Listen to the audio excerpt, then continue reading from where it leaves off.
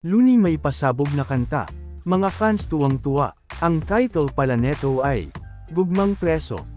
Na kung buhaton, di na kinahanglan magmatngon, ug pirmi maglikay kay day. Walay sinagitay yung pinagahiay.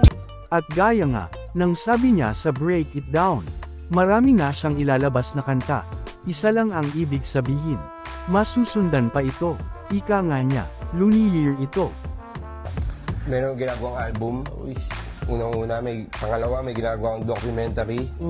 Baka nyo yun. Hindi ko pa pwede sabihin yung pangatlo, pero abangan nyo this year, Looney Year ngayon. Marami tayong gagawin sa mundo ng musika, mundo ng battle rap, at iba't ibang mga media, mga dokumentaryo, mga show.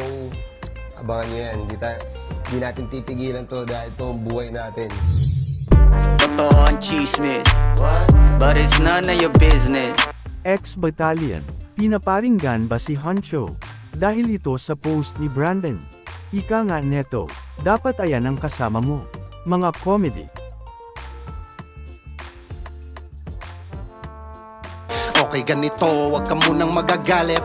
Real talk lang, to be honest. At si Brandon naman ay nabash dahil sa post niya about kay Huncho.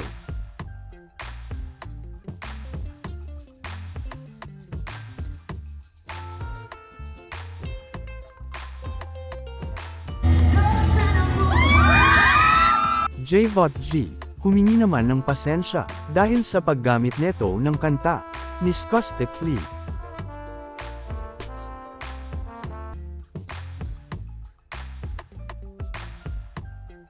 Management hindi daw papayag na ipa-ere yung kanta ni Jvot G hanggat walang personal na permission ng artist. Kung gusto mo ng ganitong usapan, please like, share and subscribe para update ka sa mga bagong video natin. Malaking tulong na ito sa aming mga content creator. Maraming salamat po.